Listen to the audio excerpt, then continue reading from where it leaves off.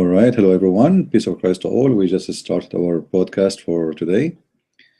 I would like to announce that soon I'm going to have a professional, official channel for YouTube. So will be in the side, just to let you know. However, I'm going to announce it to you when it's ready. All right, so all of you guys, you can subscribe in that channel. So what is the topic today? Today we have a topic which is something we hear always, especially from Muslims, which is the Quran is the book which preserved. So we will be speaking about this thing as a main topic for now. You know, like the Muslims, they keep coming with this thing, keep saying that the Quran is preserved, Quran is preserved. And, you know, I believe that the reasons the Muslims, they keep talking about it, because they know there is something missing there.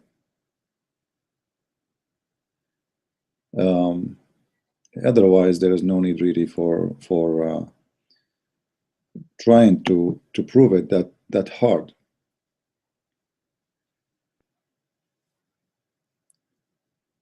If you listen to the, one of the Muslims, he posts in my YouTube, in the page, regarding this verse, which we spoke about in one of our chat with Muslims in our chat room. Chapter 75, verse number 17. Now, chapter 75, 17, you can read any translation you want. Allah saying, supposedly, that it is on us to collect it and to say it, or to read it. Now, that caused a problem. Why? Because all of us, we know that the one who collected the Quran, it was not Allah, it was the Muslims.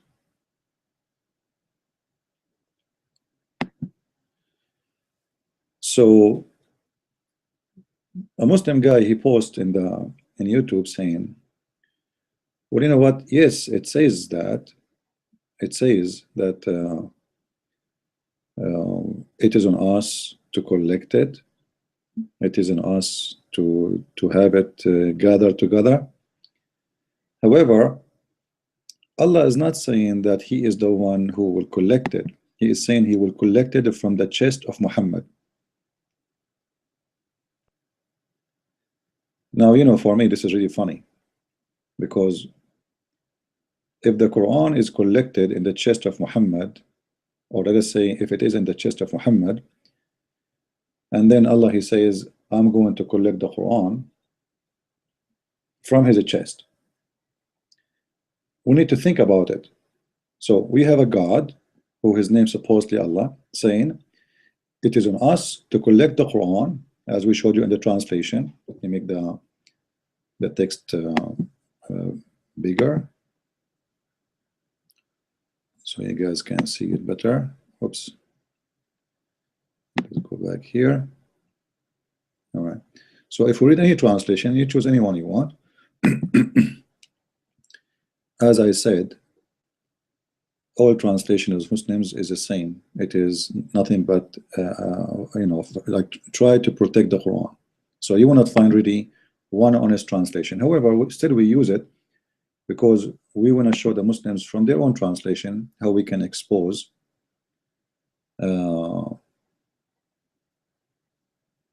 this book. This book is a foolish book. So when Allah, He says in the Quran, supposedly, it is for us to collect it and to give you, O Muhammad, the ability to recite the Quran. What does that mean? Obviously, the one who is making a promise here is Allah, saying, I'm going to collect the Quran. It's not your job. Your job is to recite it. Actually, it doesn't even say that Muhammad will recite it. It says Allah Himself, He will recite it. It is on us to collect the Quran, and it is on us to recite the Quran. Let us change the translation, just to show you how translation change and the meaning change. All right.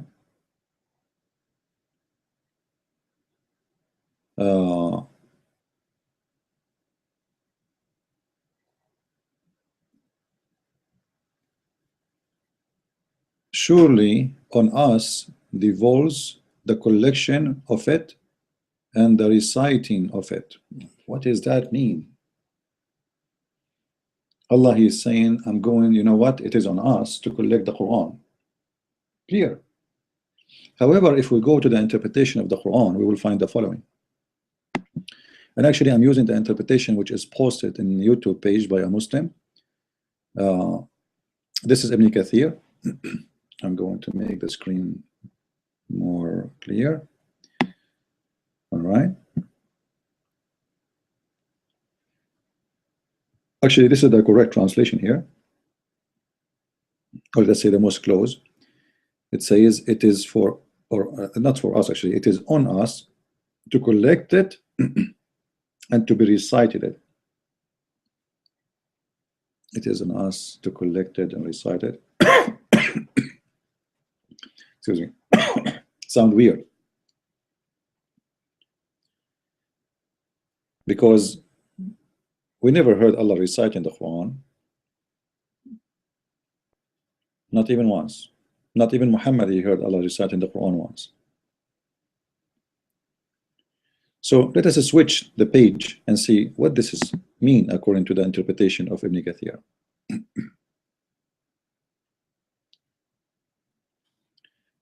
This is Allah teaching his messenger how to receive the revelation from the angel.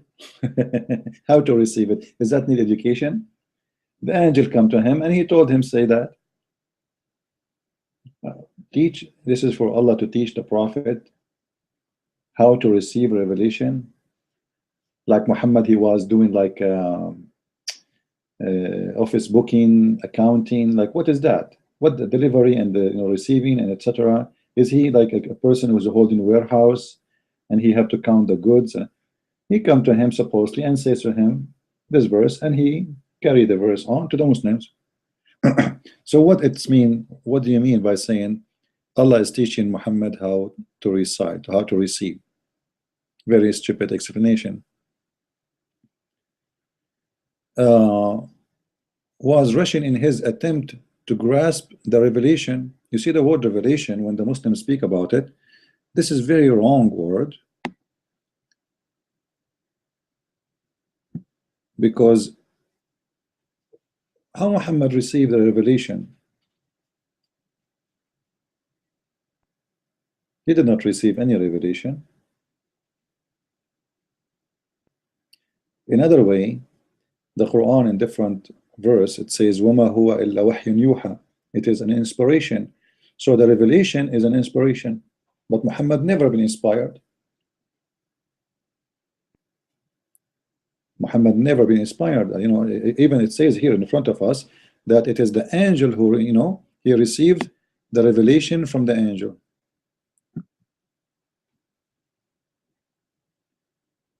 So when the Quran says that what Muhammad received is inspiration, is a wahi, is a fabrication, it's a stupid word, it's not there. Same time, if we go read more, it says here, so the first praise says, was gathering it in his chest. So Allah is gathering the Quran in his chest. Allah is gathering the Quran in his chest. Well, it says on us collecting it, and gathering it is the opposite. In his chest, gathering in his chest. You see, when I say I'm collecting the Quran, it's mean the Quran is spread all over, and I'm collecting it. If it is in the chest, it's not all over. Secondly, isn't it funny to say I'm going to collect the Quran from your chest? I thought the Quran is coming from you. Isn't it the Quran supposedly is coming from Allah? So what do you mean you are going to gather the Quran in the chest of Muhammad? That for sure doesn't make sense. It's a very stupid statement. Especially the Quran says that you know, the Quran is preserved in you know, in a board, and the board is exist in the heaven. So what do you mean you are going to collect it? You have it already. You have it in the heaven before you send it to Muhammad. You wrote it in a big tablet, and this tablet is guarded by between the eyes of an angel. His name is Israfil, and you know, it's there already. What do you mean you are going to collect it if you have it? So let us think about this. Allah will collect the Quran. He will gather it in the chest of Muhammad, and he will recite it. The interpretation saying the following: Allah will gather the Quran in the chest of Muhammad and will teach him how to receive it. That's very funny, because this is not what the verse saying. The verse saying it is on us to collect it and to read it.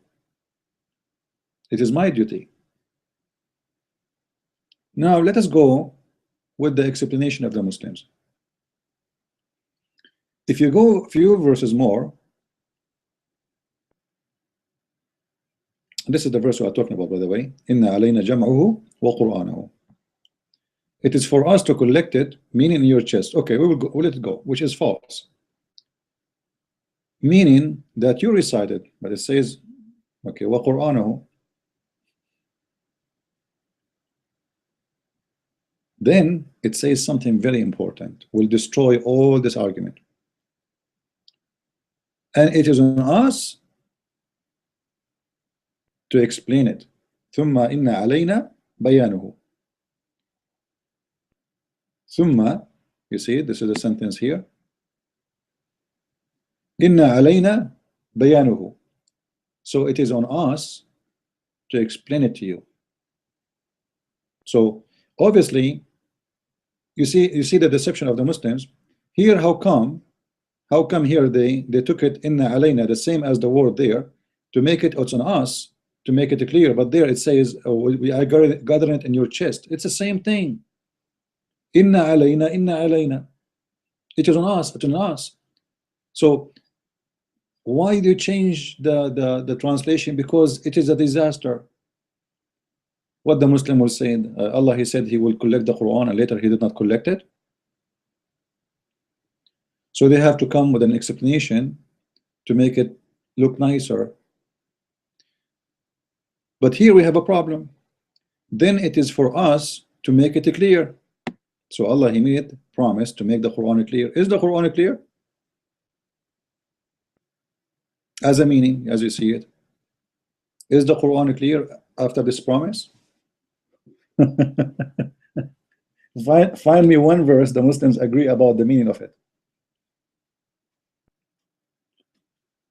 Every verse in the Quran have thousands and thousands of books of interpretations, and each one of them he come with his own interpretation, because Muhammad, he never gave any interpretation. Mostly, like we can say maybe 97% of the Quran, Muhammad never explained any verses of them. So when Allah, he says it is on us to make the Quran clear, that is a disaster, because Allah did not make the Quran clear. So now let us go and let us make a little study over the issue of the Quran being preserved. The Quran being preserved. You know, for me, I don't really care to prove the Quran to be preserved or not, and I have my own logic for this, because the Quran anyway is the book of the devil. So if it's preserved or not will not make any difference. Like, are you going to prove the corrupt to be corrupted twice or 3 times or 4 times? It's a corrupt book anyway. So corrupting the corrupt will not prove anything really. However, just to show the Muslims how we can prove easy that the Quran is a stupid book and the maker of the Quran is really an idiot. I'm not insulting, but this is the truth.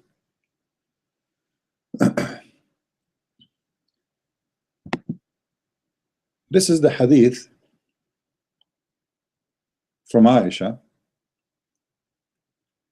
and I want the Muslims to listen carefully. You say that the Quran was preserved, the Quran protected. Allah, He gathered the Quran in the chest of Muhammad, as you claim. And okay, what is next? What is the benefit of Allah gathering the Quran in the chest of Muhammad? Muhammad, the chest is dead. There's no chest no more. There's no Muhammad no more. He is dead. How we can get the Quran back? The Muslim will say to you many stories. Some they will say to you that the Prophet, he used to collect the Quran.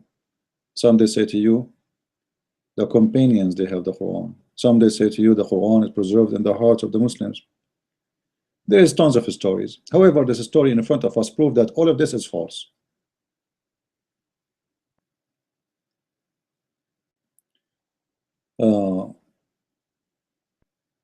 Narrated by Aisha. The one is talking here is a very, very valid person, especially for the Muslim Sunnah, which is the majority of Muslims in the world.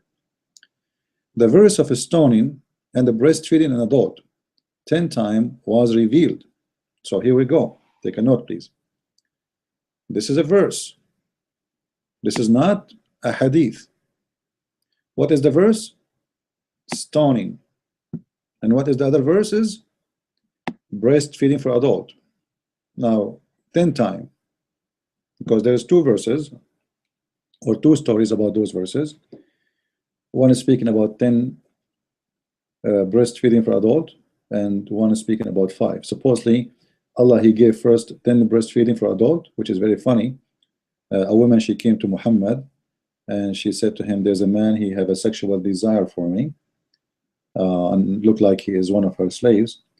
So Muhammad told her, give him your breast, let him suck it in different time. And this is supposedly a Quran, as you see. You see, I'm not the one saying it's a verse, it is Aisha. So the breastfeeding for adult, it was exist in the Quran. And the stoning to death was exist in the Quran. And there's a verses of 5 breastfeeding for adult, 5 times breastfeeding for adult, it's in the Quran supposedly. But we cannot find any of them, all of them. Look what Aisha is saying. The verse of stoning and the breastfeeding for an adult 10 times was revealed, and the paper, actually there's no paper. At that time they don't use really papers, they use leather. Was with me under my pillow. And when the messenger of Allah died, she was busy in his death, you know, and a sheep came in and ate it.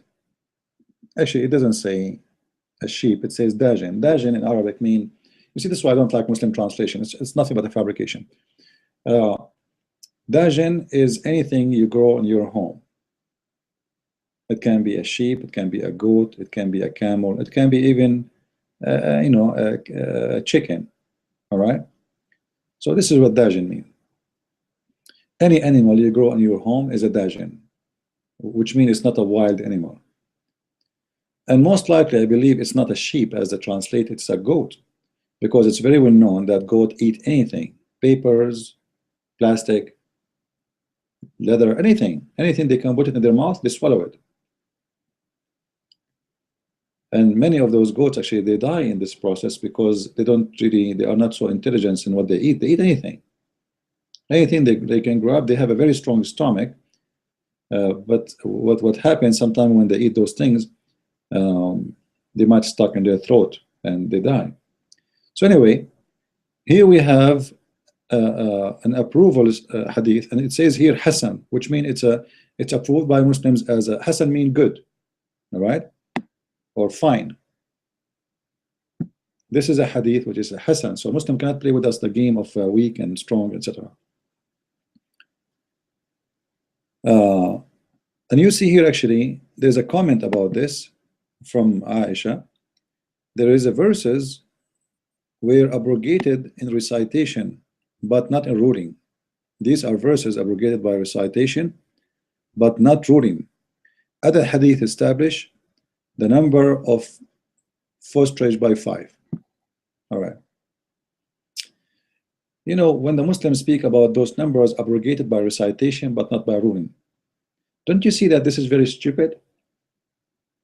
Seriously, if the verses is required to follow, what do you mean it's abrogated by recitation but not by ruling? Why you don't want the recitation to be there, especially you are following it? Like, don't you want to know what you are following?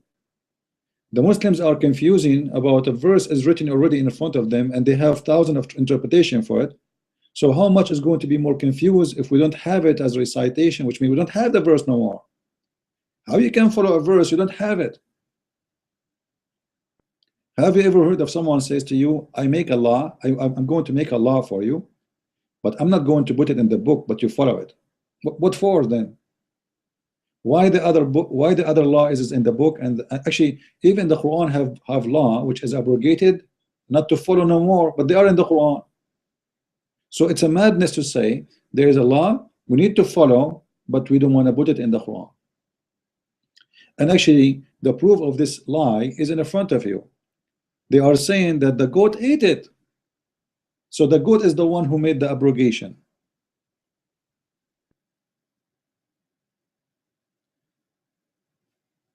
The goat is the one who ate it. It's not Allah who said, don't put it in the Quran. And you know what? I challenge any Muslim to show me one statement from Muhammad or from anyone saying the Prophet or Allah told Muhammad not to put those verses in the Quran.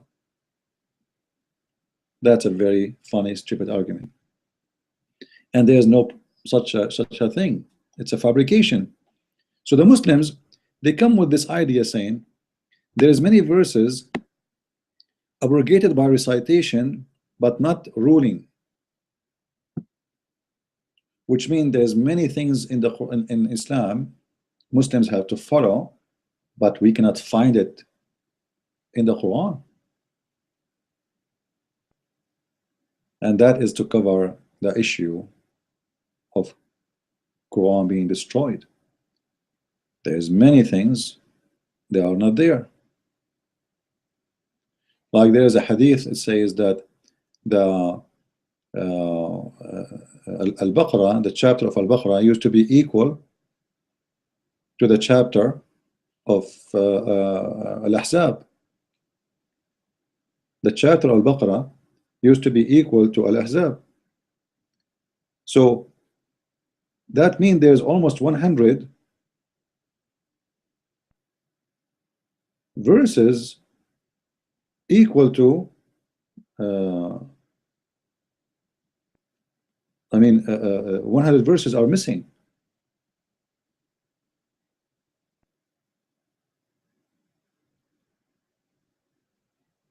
So how this is happening? From one chapter alone in the Quran, one chapter, we have 100 verses are missing.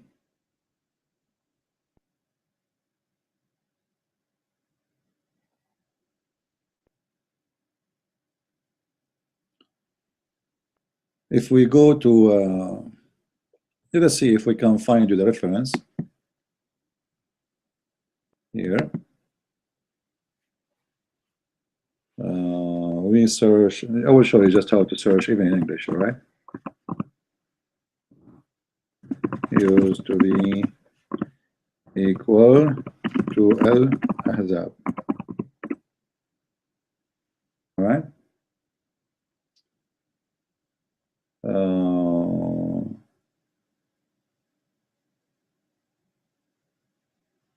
Let us see.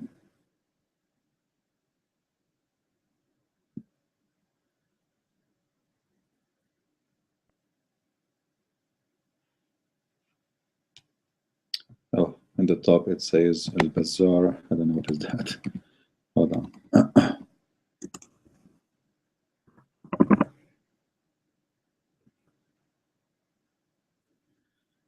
All right.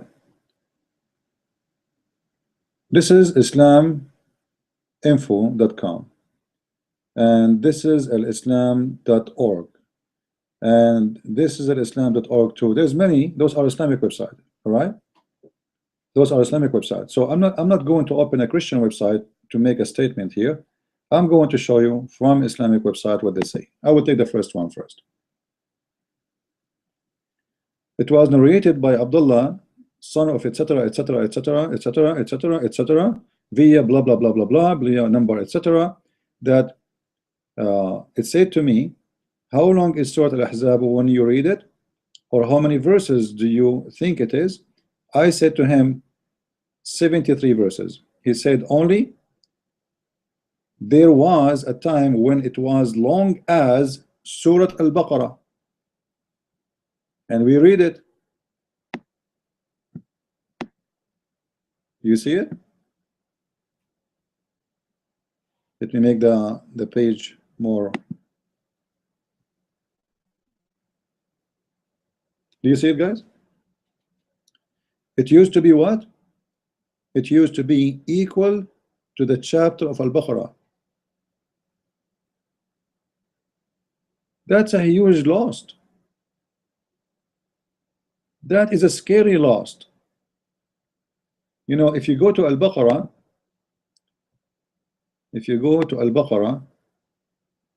chapter 2 in the Quran, here we go, and then you check the numbers of Al-Baqarah, you will find how huge it is. 200 what? I forgot. I think 280 something. 86. I was right. Here we go. You see it? 286 verses.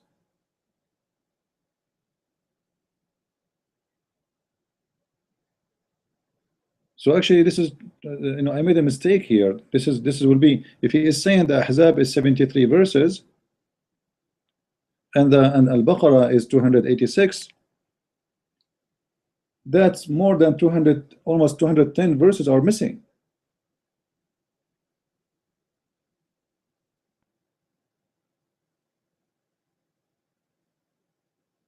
This is just from one chapter in the Quran. We are not talking about the rest yet.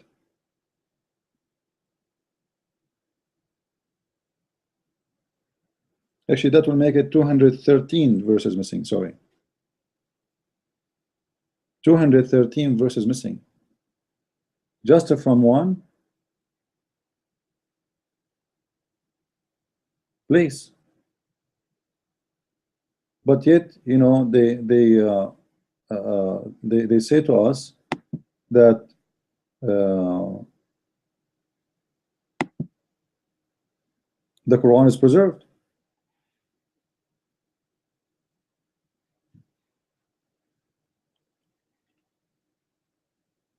The Quran is preserved. How this is happening? And they mention here some of the verses which is missing in the Quran, and we read it as an example. The old man and the old women, if they commit zina, which means they commit adultery. It's funny when Muslims they translate something, like they translate everything except the word zina. How if somebody do not know what zina means will know what zina is? Anyway, welcome to the Muslim warehouse. The old man and the old woman, if they commit zina, then stone them both, a punishment from Allah. Hold on, is that the verse? Is that the verse?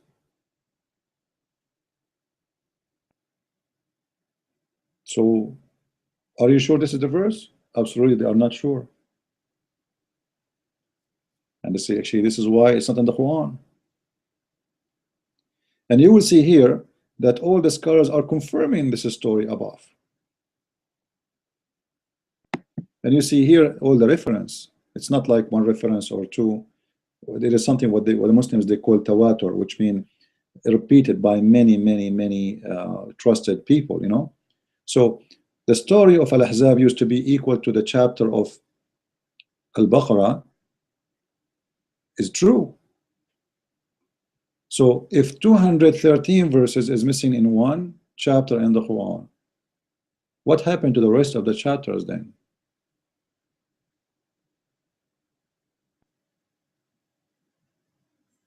Very, very funny argument Muslims they come with always. So, you know, I made this video actually because a Muslim, he was saying that our Quran is preserved and you Christians are stupid, you do not know what you are talking about, etc. All right. Now, as I said, really, I'm not really interested to prove the Quran to be not preserved. Don't take me wrong. I don't really care if the Quran is preserved. Actually, I wish the Quran was preserved. Seriously. I want to see the verse of breastfeeding for adults still there. That's alone is a joke. When somebody says to us that the Prophet of Allah is ordering men and women to do breastfeeding for adults, that is really a disgusting thing, it's a stupid thing, and we need to think about it carefully. So I wish we have it still in the Quran, but yet we have it in the Hadith.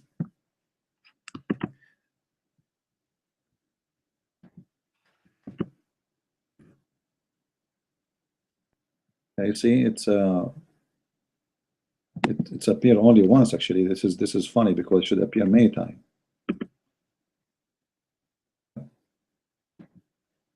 Let us type it in Arabic. That will solve the problem, I guess. Actually, this website, the Muslim translation, Sunnah.com, is one of the most funny translation ever. So let us see. Al-Kebab. Here we go. Oh, nothing is coming in Arabic. I wonder why.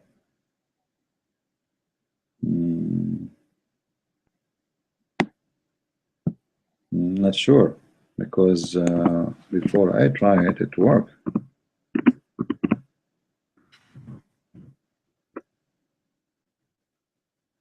They took it off. I'm not sure what's the problem. Let us try something else. Into Suhail. All right. This is the story of a woman. Her name is Sahla bint Suhail. I will take the first hadith without choosing. And as you see, this is a Sahih hadith. So the Muslim cannot say to us, this is a weak one. Sahla bint Suhail came to the Messenger of Allah and said to him, I see displeasure. Actually, the word displeasure is not really accurate. It's like this guy, he have a sexual, look at me. Which means I don't like the way he look at me, which means he want to have sex with me. In the face of Abu Hudayfa, when Salim enter upon me. So, like her husband supposedly is jealous from the guy who look at her in a wrong way. All right. So look what the Prophet he said to her. The Messenger of Allah said to her, breastfeed him. She said, how I can breastfeed him when he is a grown man?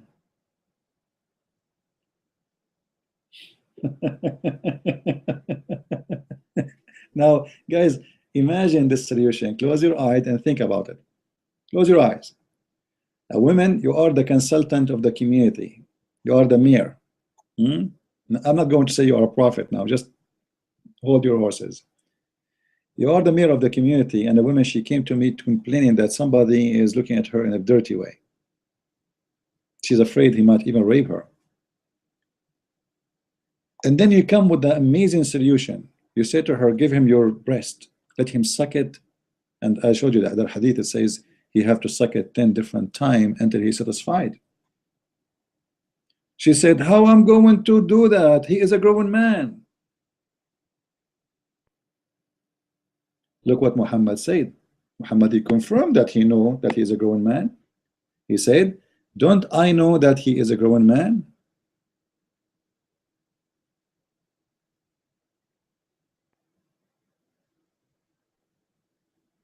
Muhammad, he know it's a grown man.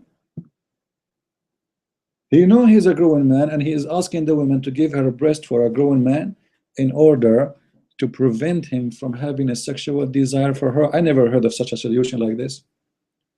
But I know that men, they will get excited if a woman, she give them their breast to suck. And in order to suck it, you have to hold it too. And you have to embrace the woman. You have to sit in her lap like a baby. Have you ever heard of such a solution? And you know, the Muslims, they say to us, we Muslims, we have a very strict code regarding our women. Yeah, you know what? In Islam, you cannot shake the hand of a Muslim woman, but you can shake her breast and you can suck them. That is a very strict code. So now this verses about breastfeeding in the Quran is gone. And obviously, I believe they took it off because it's shameful. The one who's collecting the Quran, he don't like it. He said, come on, man, take it off. Otherwise, give me a reason why it's not there. They say the goat ate it. Now, let us think about the goat eating the verses. If the goat can eat the verse and Allah cannot preserve the verse, and Allah never said in the Quran that those verses are abrogated, don't follow them no more, and actually the Muslims, they have to practice them. They are. You see the hadith I showed you before, it says the 10 breastfeed for adult, it was abrogated by 5 breastfeeding for adult. So it was 10, became 5. We cannot find the abrogated one. We cannot find the one which abrogated the first one. It's gone. Obviously, the one who was collecting the Quran, he don't like the idea, so he took it off. Now, to go back to the story of preserving the Quran, which is very funny, because even Allah himself saying that the Quran is not preserved. And let us see how we can prove that. In chapter 2, verse 106, it says, ما ننسخ من آية أو ننسها نأتي بخير منها أو مثلها. Whatever verses we cause to be forgotten, or we abrogate or cause to be forgotten. Hold on, Muslims. You just told us that the Quran is preserved, right? This is the verse we are talking about, 106. So as long as the Quran is preserved, then how you want to explain to us that Allah saying none of our revelation do we abrogate or cause to be forgotten? Hold on. I'm going to let abrogate. I'm going to let it go. Allah abrogate. Oh, okay. Now, abrogation here is what? Abrogation by sending a new verse?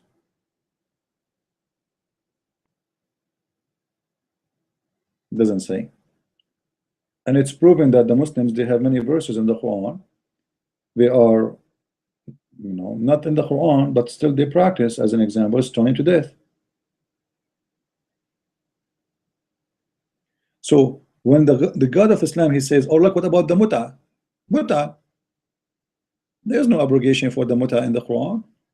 The Shia, they still practice it. The Sunni, they don't say this. The Sunni, they say the Prophet, he forbid us from doing it anymore. Well, Allah, he said you can. Chapter 4, verse 24. So the Shia, they follow it because they have a stronger proof that there's no abrogation. It's in the Quran, it still exists. Which means the Muslims, they abrogate their Quran by a hadith, which means the hadith is holy and it's equal to the Quran. Actually, it's stronger, because when you say to me that muta was abrogated by a hadith, and that mean you are giving the power for the hadith over the Quran, when the Quran never said the muta is abrogated, that means the hadith is more powerful than the Quran, and the hadith is the one we should follow. But yet the Muslim, they say to us the hadith is not going to be trusted.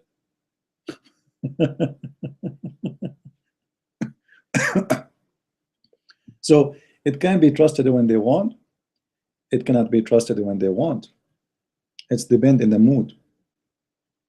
So this is about the abrogate. Now let us go to the second disaster in this verse. Or cause to be forgotten. Hold on. The Muslim, they say to us, the Quran is a preserve.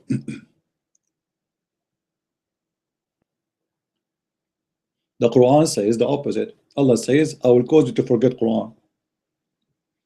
The Muslim, they say to us, the Quran is preserved in the heart, in the chest of the believers. Allah says, I'm going to cause you to forget Quran.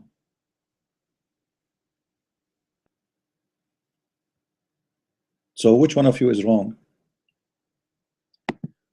Which one of you is making up stories, Muslims? You or Allah? Because it cannot be both. If the Quran is preserved, then Allah should not make you forget the Quran.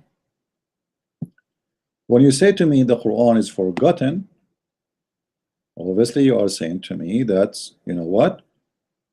The Quran is forgotten. Allah saying there is verses in the Quran, they are gone. We cannot find them.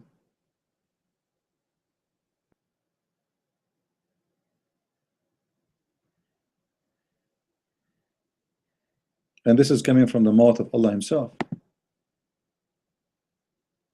The Quran will be caused to be forgotten.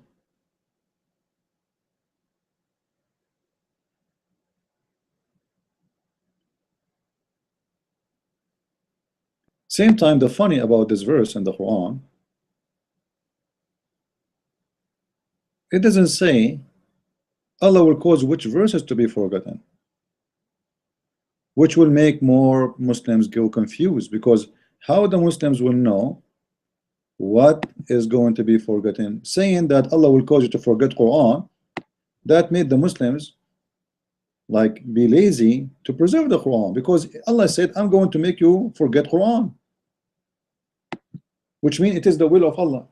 Allah will cause us to forget the Quran. But let me tell you what is the secret behind this potato chips, shish kebab, falafel mix up story. Muhammad cannot recite the same verse twice in the same way. So he have to come with an excuse to say why they are not the same way. Why he's forgetting verses? They ask him to recite the verse again. He do not know how to say it.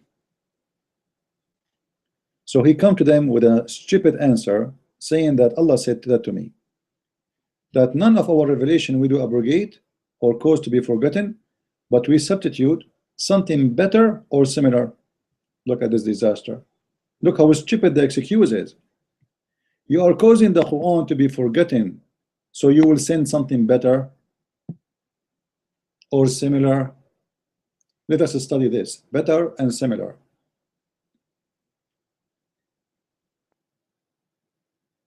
The one is talking here is Allah, and he is saying he will make verses better than his verses. That means that Allah is not a perfect God, and he correct himself, so he sent something better. He promised us that next time he would do it better. So the verses he don't like, you know, it's like somebody is an author, he's writing a book, and he keep ripping off papers and threw them in the trash. I don't like it. But in this case, Allah is writing the verses and sending them out, and after he send them out, he don't like them. Which means Allah do not know the future. He do not know, because simply, if you know the future, he will not delete them and send something better. He should write the better one right away. He should know that this is not a better one. He should know that this is not good to give. He should give the accurate, the good one right away. He should not wait until he delivered the verse to the Muslims, and the Muslim recite the verse and practice the verse, and then he says to them, I'm going to send you something better. That is a very stupid excuse, and it present a very stupid God, or let us say created God, for Allah doesn't exist.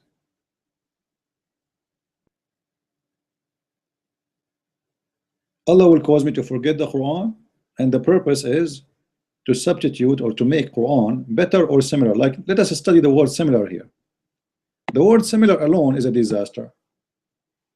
Imagine you have a house, your house is 5 bedrooms, and I say to you, I'm going to destroy your house and build for you the same house.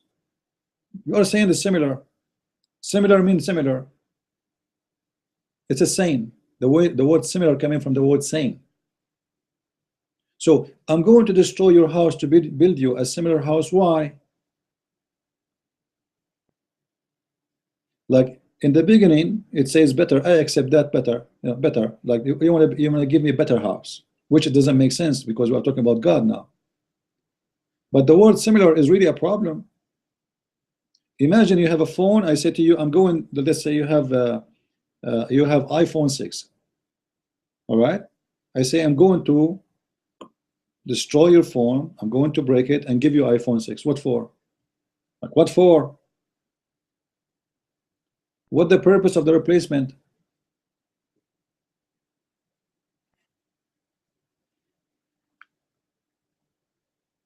I don't see any purpose of why we are replacing this.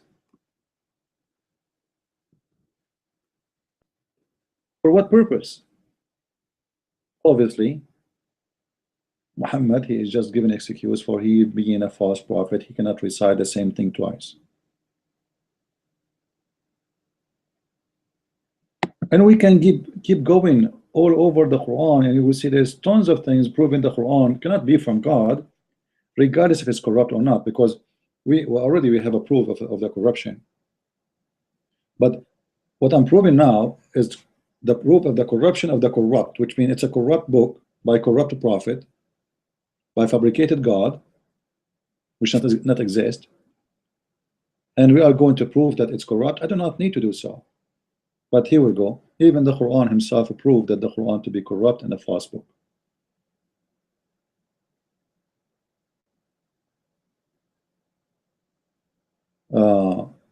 The Quran speak in chapter 85, verse number 22, that Allah, he have something is called preserved tablet, al-lawh al-mahfuz. You see it, the last verse. The Quran is inscribed in a tablet which is preserved with Allah. Hold on. So the verses which Allah, he calls us to forget, he will cause himself to forget it too in his tablet.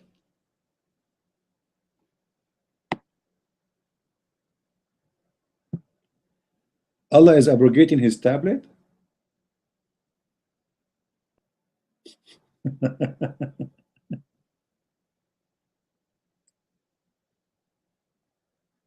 Remember, the Quran is written long before Muhammad was born.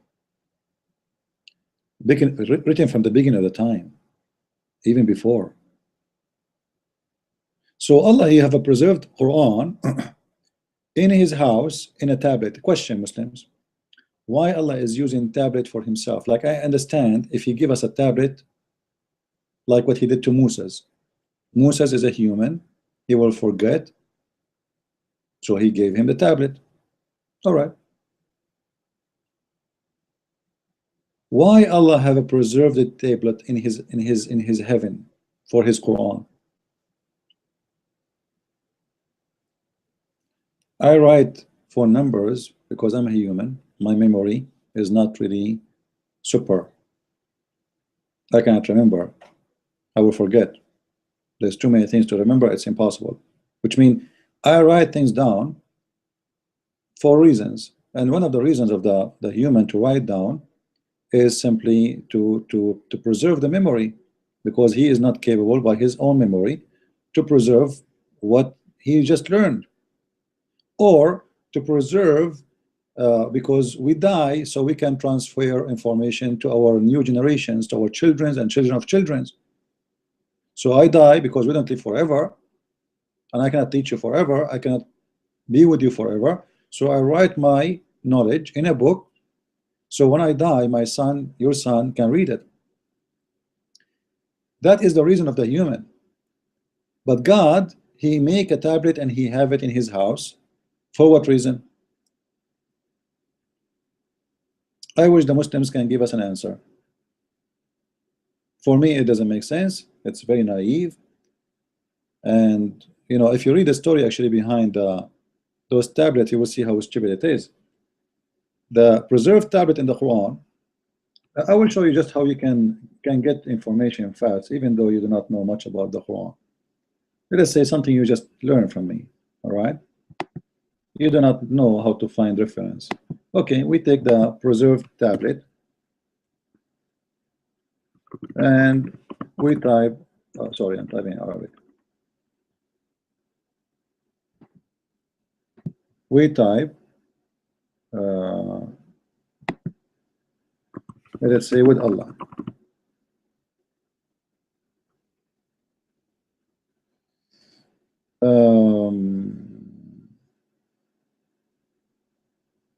I don't want to open a Christian website or etc. You see, I want to open. Okay, this is a Muslim website, I believe.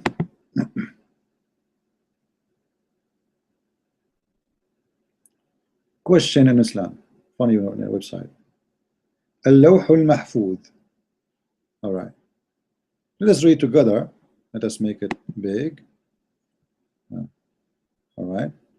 This divine preserving tablet, in which thing had happened, that happened, and are to happen, all moment in time, all being in space. In short, everything written on it. Everything is written there. Everything happening in this world is written in that tablet. Before it happened, before it's going to happen. It's about the past, the future, and everything. But in certain point, it was all future. So the little sample of the preserved tablet in man is memory. So Muslims agree that this is a memory.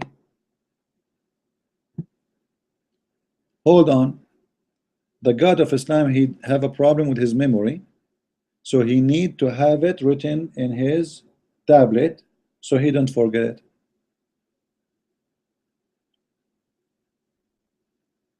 Some people cannot grasp the fact that everything is written in a preserved tablet. It would be inaccurate to understand written as written something with pen, letter by letter. Okay. The arrangement of the jinns are far different from writing. That memory record something does not resemble typing words and event and video and cassette. What does that mean? You just said it is a tablet, preserved tablet. Is that a flash disk?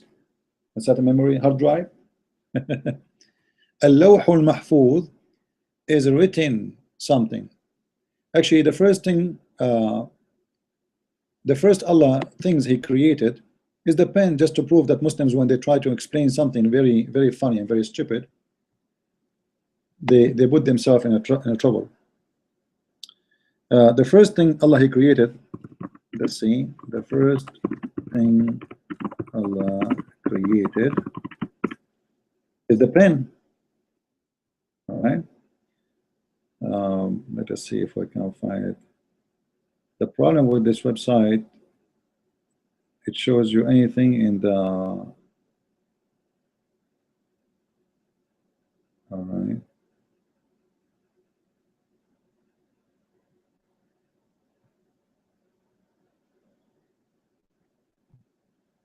Let us search in Arabic. I will try to remember the hadith is exactly how it is. It was أول ما خلق الله خلق القلم. Let us see.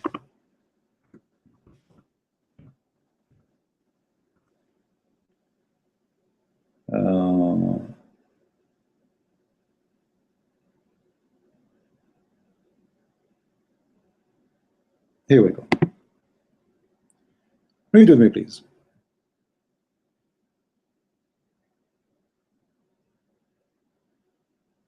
Okay, and he said, I heard the messenger of Allah saying, verily, the first of what Allah created was the pen.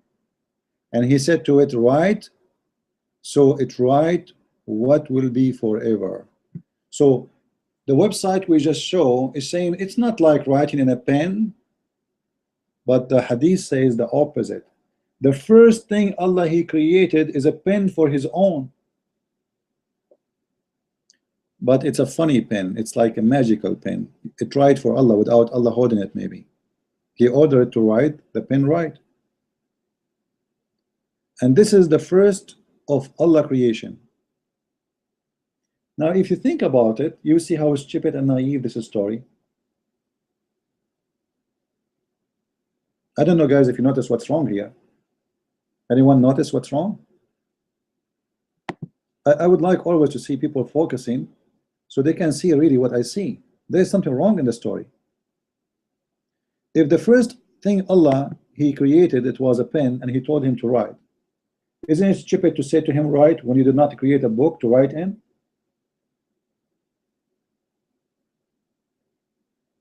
Like, write where? Consider yourself you are Mr. Pen. Let us say we have a cartoon in front of us. Okay, let us make a cartoon. I like always to, a human being is created to be an image, a person, which means we understand things as images. When I say to you pen, right away in your head you have an image of a pen. Even the blind man, he have an image of a pen. When he touch it, he preserve an image in his memory about how this pen look like by touch. So when, let us say we have a cartoon in front of us, we have Allah, and Allah now He said He created a pen. We do not know how He created the pen. Let us say it happened, and He told the pen write. And let us say you are a pen who can talk. Aren't you going to say to Allah, write on what?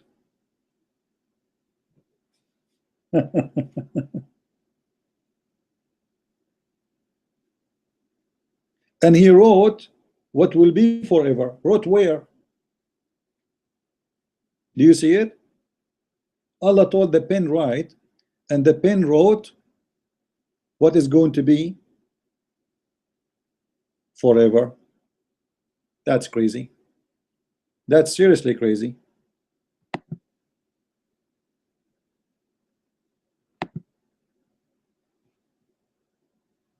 So if you learn really how to let us say how to dig deep in this religion, how to try to understand it, you will find that every word Muhammad He say, it has a problem.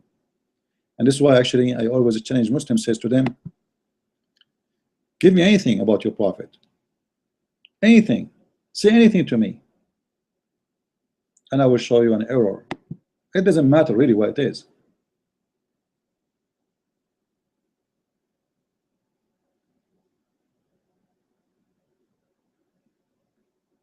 Because when a fool man he speak, the fool man he make mistakes, and the fool man speak foolishness. And the more he talk, the more he expose his stupidity. Actually, in this, just in this this phrase alone, I can have millions of thoughts about it. Like, Allah is writing everything will happen forever. What the purpose?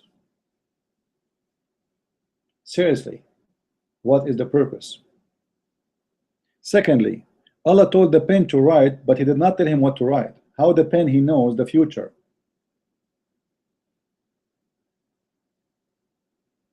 You know what I mean?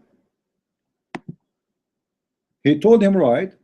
He said to it write. It's it. When you say it, it is not a human. It's not an it's not an angel. It is a material. He said to it write, so it wrote what will be forever. How the pen knows what will happen in the future forever? Is the pen is God too? So One statement can make us ask a lot of questions, and all those questions prove Islam to be a stupid religion. And remember, Abdul, don't say to me this is a weak hadith. It says there in the corner, Sahih, because we know the Muslim game, right? Sahih. So shut up. I know what you will write later. You will say, this is a weak hadith. The hadith is weak when they want. It's a strong when they want. And by the way, a weak hadith or strong hadith will not make any difference. In case you do not know. You know, many people, they will they try to prove this thing for you by saying, or let us say, try to deceive you by saying, well, you know, we Muslims, we don't approve every hadith. There's many of them are weak.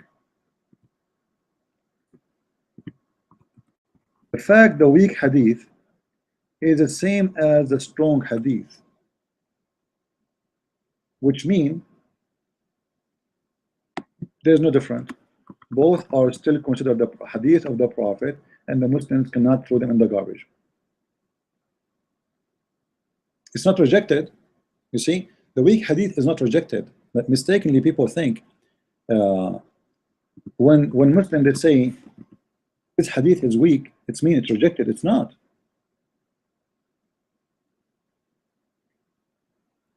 Actually, I will make you listen to what his name, Sheikh Hamza, about what he say about the weak hadith and the strong hadith. And you will see he is confirming what I'm saying.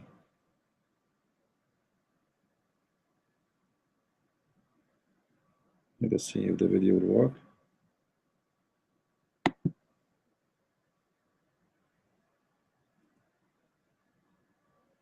For some reason it's not working. Let me check different one. Because we hear the same story, weak hadith, you know, which is nothing but a fabrication. Weak hadith is good to go, even the weak one. And this is why actually I'm saying to you, I mentioned yesterday what Ibn Taymiyyah rahimahullah, and I also have immense respect for him. I was taught that Ibn Taymiyyah was a dal mudil. He was astray and he left. Just wait, this is not the same, not the one I want.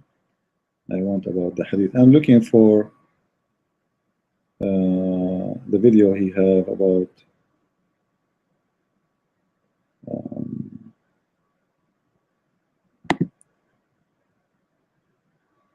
let us try this one again.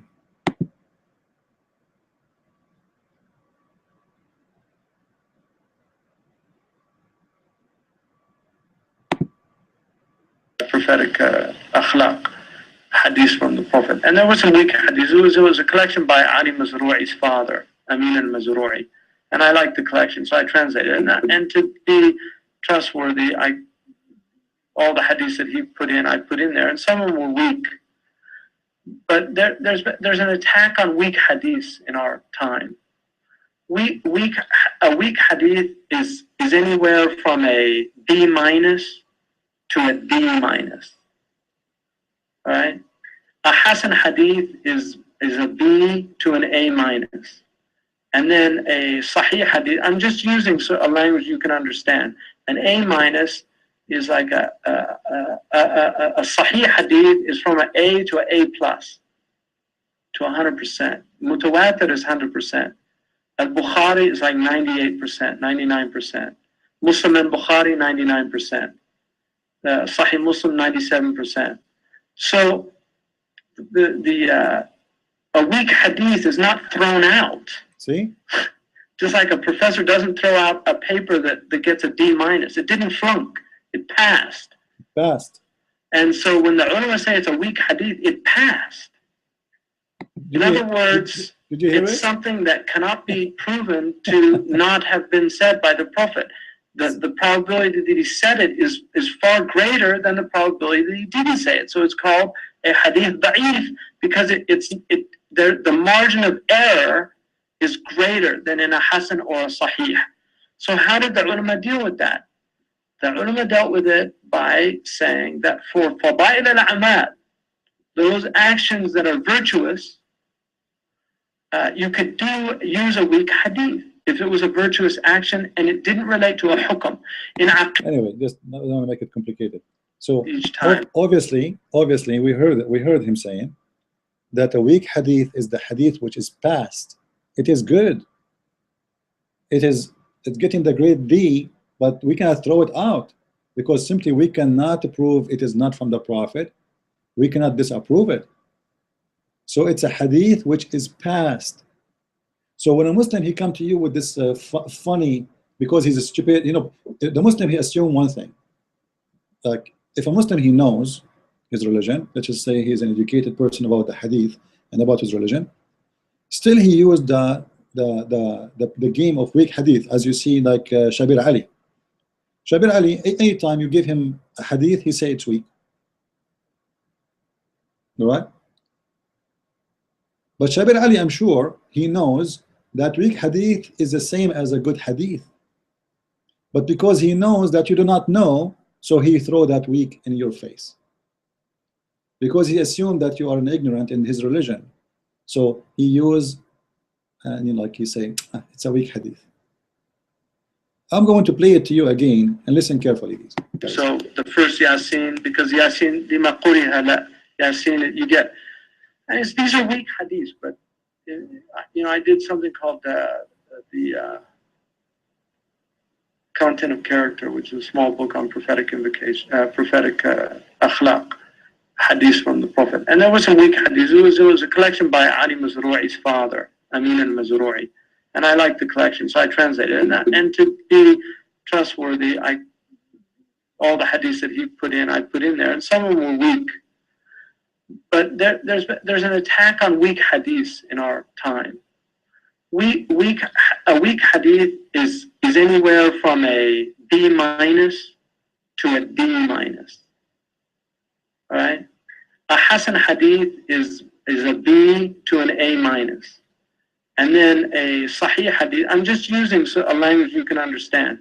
An A- is like a Sahih hadith is from an A to an A+ to 100%. Mutawatir is 100%. Al-Bukhari is like 98%, 99%. Muslim and Bukhari, 99%. Sahih Muslim, 97%. So a weak hadith is not thrown out. Just like a professor doesn't throw out a paper that gets a D-. It didn't flunk, it passed. And so when the ulama say it's a weak hadith, it passed. In other words, it's something that cannot be proven to not have been said by the Prophet. The probability that he said it is far greater than the probability that he didn't say it. So it's called a hadith da'if because it all right. So this hadith which is weak is past. So when a Muslim he says to you this lie about a weak hadith, strong hadith, tell him, you know what, you idiot, we know what a weak hadith means. Weak hadith is still, it's good. It passed.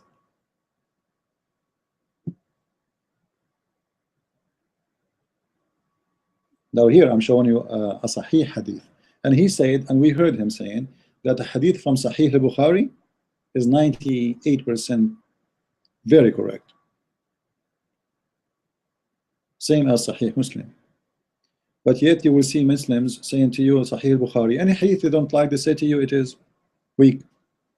You see here, when this word Sahih here, by the way, it's not part of the book. This is additional. This is the fabrication of the Abdul. Here, this is not from the book.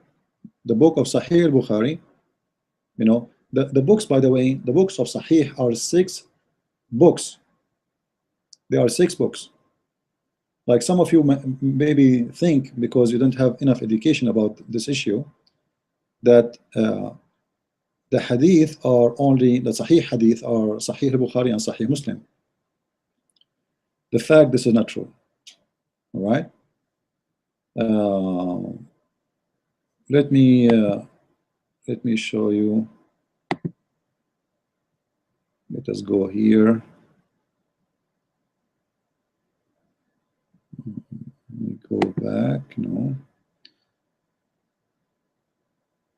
I'm going to search for you. What is the Yahoo thing? All right.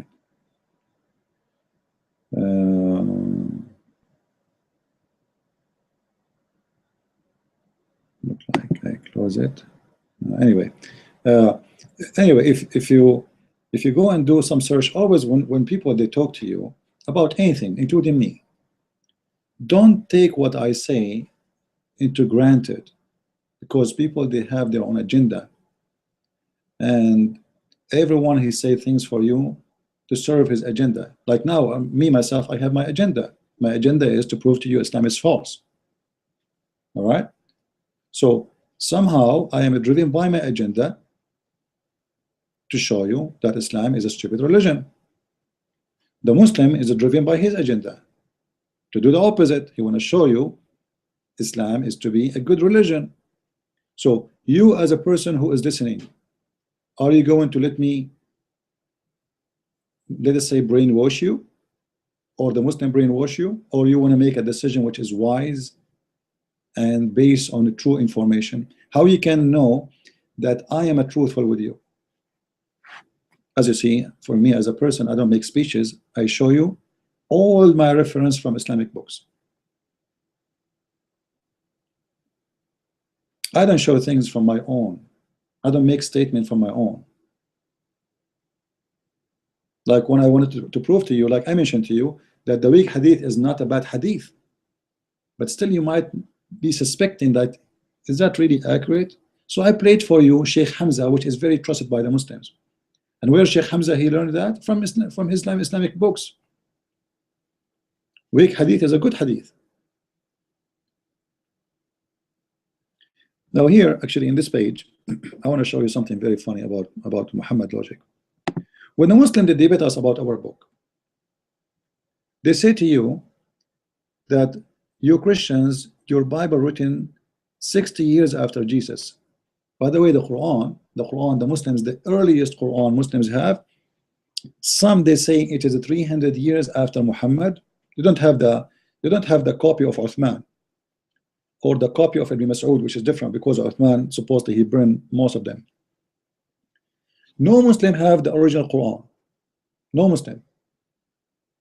All right.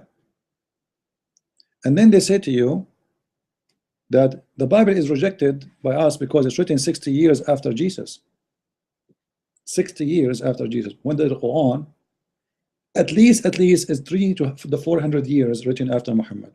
However, I'm going to show you the logic of the God of the Abdul. Remember, we are reading here verse number 64 in chapter number 3. So I want you to remember this verse. All right, just to show you the logic of the one who wrote the Quran, how stupid it is. The God of the Quran now is debating with us, specifically Christians and Jews. All right, ye people of the book, why dispute ye about Abraham when the law of the gospel and the gospel, which the law meaning the Torah, the gospel, you know what the gospel mean, were not revealed till after him? Have you no understanding? I like it at the end when he say, have you no understanding, which means, are you stupid? Like, hello, are you stupid? Now, if we accept this logic, Allah is trying to logic with you, Christians and Jews. And his logic is, if your books came after Abraham, you have no right to dispute about Abraham. When the book of Allah came.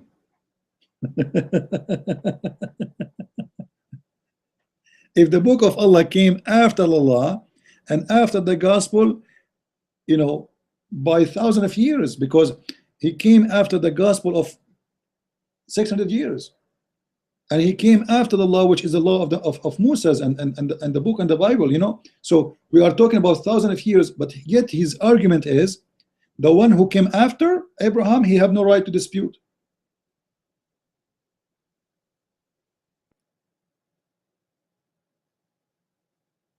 Have you not understand? Have you no understanding? Are you a fool? Well, I want to say to Allah, or the one who wrote this verse, are you a fool? Seriously. How you say to them, you can't dispute about Abraham because you came after Abraham, when you came after all of them? You came after Abraham, you came after Moses, you came after Isa, according to the Quran, you came after everybody. It is madness. Welcome to the stupid religion of Islam. Well, I think this is what I wanted today to share with you in this time together, and I hope you guys would like it. Please leave your comment, and don't forget to subscribe to our Facebook page. You can go to investigateislam.com, and you can subscribe to our Facebook page so you can update it about what we do and our activities. However, feel free to get my book, The Deception of Allah, or the Quran and Science in Depth from Amazon.com, which is refuting the Muslims' claim about Quran and science. As you know, my books is full of reference. I don't make speeches, so I'm sure you will enjoy it. Thank you very much for being with us. God bless you. Christ is Lord, and Islam is false. Amen to that. See you. Bye-bye.